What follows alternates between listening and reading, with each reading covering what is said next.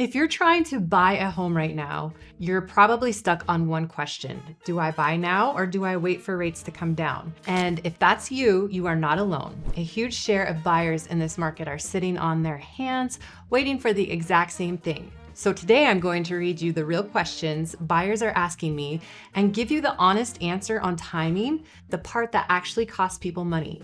And the thing nobody says out loud in this, the reason this market feels frozen is that everybody is waiting for everybody else to move first. Quick note before we get into it, if you're already working with an agent, they're the one who can speak to your specific situation and your specific numbers, so lean on them for that. What I'm sharing here is the honest market picture for everyone watching. So here's the first one. Should I wait until 2027 when rates might drop or just buy now? I think this is completely rational for a question.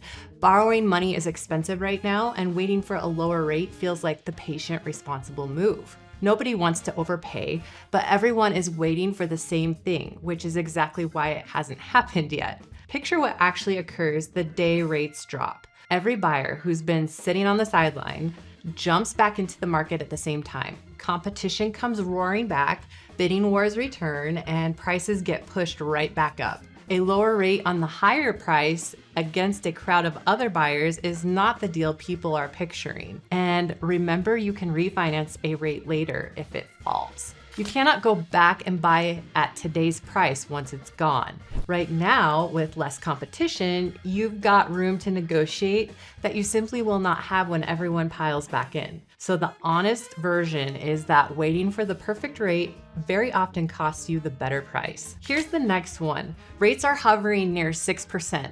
Is that the new normal, or will they go back to 3 or 4? I understand the hope behind this one for sure. A lot of people bought or refinanced at 3% during our pandemic, so 3 to 4% feels like the baseline things should really return to. But those rates were an emergency setting. They were not normal. Historically, a 30-year mortgage is in the 6s, much closer to the long run average than those pandemic lows ever were. Right now, we're sitting around 6.5%. A year ago, it was closer to 6.9, so rates have eased a little, just slowly.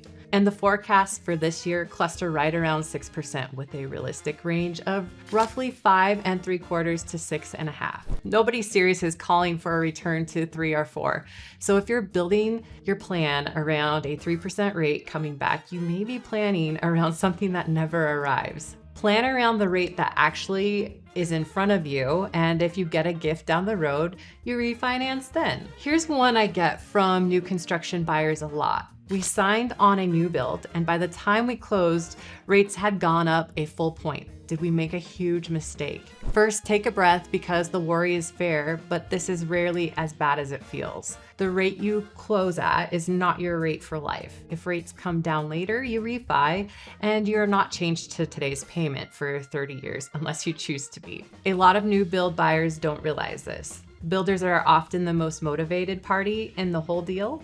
And when it comes to a rate, many of them can offer like a buy down, sometimes knocking your rate down for the first year or two. There's a lot of different things. It just depends on your lender and your builder. So ask your lender and ask your builder if there's anything they can do if this does happen to you. And before you spiral out of control, run the actual dollar difference that 1 point makes on your monthly payment. Sometimes it's smaller than the panic makes it feel, and a buy down or a future refi can close most of that gap for you. The real mistake would be walking away from a home you love over a number you can very likely change later. The house doesn't change, the financing does. So if you're waiting on the sidelines for a perfect moment, just know the perfect moment is usually the one everyone recognizes at the same time.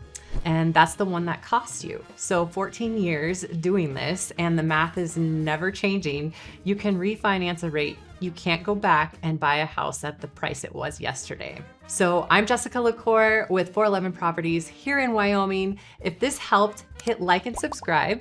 And if you've got a question of your own, drop it in the comments because I read them, and yours could be my next video. I've got plenty more where I answer real client questions, so go check those out. I'll see you there.